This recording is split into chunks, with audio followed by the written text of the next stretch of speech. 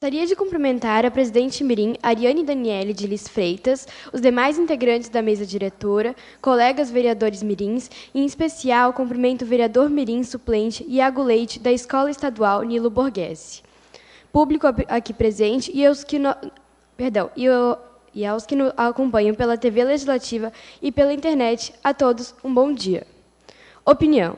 Esta é a palavra que define nosso país. Um tema que foi e sempre será muito polêmico. Afinal, as crianças são o futuro. O aborto legal, muito discutido nos dias de hoje.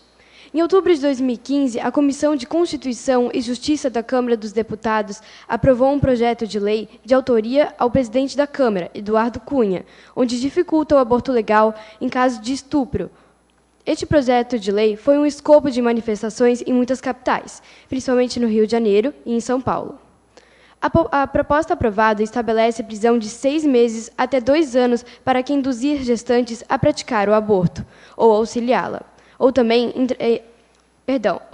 entregar substâncias ou objeto destinado a provocar o aborto. E quando o ato é feito por um médico, farmacêutico ou um próprio especialista, são cerca de 3 anos de prisão, mas o tempo é aumentado quando o aborto pode causar lesão ou até mesmo a morte.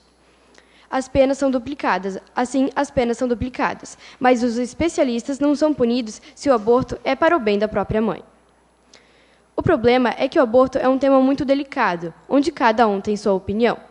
Inclusive a religião, que informa que é um pecado, pois Deus condena o aborto. A palavra de Deus na Bíblia é bem clara e não justifica os motivos. Aborto provocado é aborto, independente do fato que motivou a gravidez. Não matarás. Êxodo, capítulo 20, versículo 13. Além dos homens, que muitos são a favor, outros contra, muitas mulheres são a favor do aborto legal, pois o corpo é delas, e nenhuma mulher deve ser maltratada, presa ou até mesmo humilhada por ter praticado o aborto. Eu, por exemplo, sou contra o aborto legal, lembrando que em casos de estupro ou questões de saúde, em minha opinião, o aborto deve ser confirmado. O Código Penal brasileiro considera um crime contra a vida humana e que pode salvar vidas, porque o aborto é a 5ª maior causa de morte das mulheres brasileiras. Mas, como já abordado, temos casos trágicos, como os problemas de saúde e os estupros. Uma menina paulista, que foi estuprada aos 12 anos, conseguiu a aprovação do aborto. Mas a menina, em outros casos, poderia ser forçada e então traumatizada, porque o que a criança no futuro poderia pensar que foi gerada por aborto? Muitos de nós defendemos a legalização do aborto por se tratar de saúde pública, devido ao crescente número de abortos clandestinos no Brasil. No ano de 2012, foram cerca de 69 mulheres mortas pelo aborto.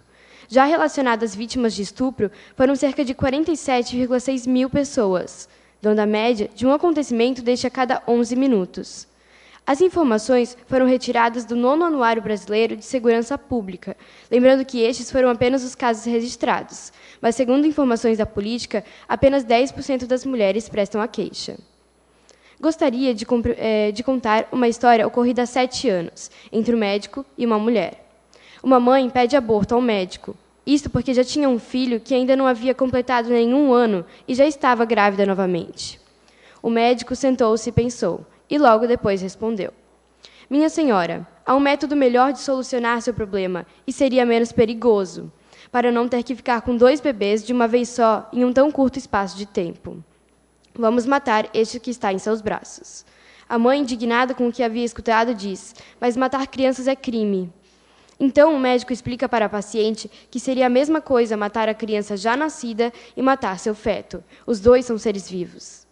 A mãe, então, decide ter a criança e, depois de 9 meses, quando a criança nasceu, foi colocada na adoção. E o incrível foi que 2 horas depois, apareceu um casal querendo adotar a criança recém-nascida. Keitanol Tanara diz: "É fácil sermos a favor do aborto depois de termos nascido." E é com essa frase que finalizo meu discurso. Obrigada pela atenção de todos e um bom dia.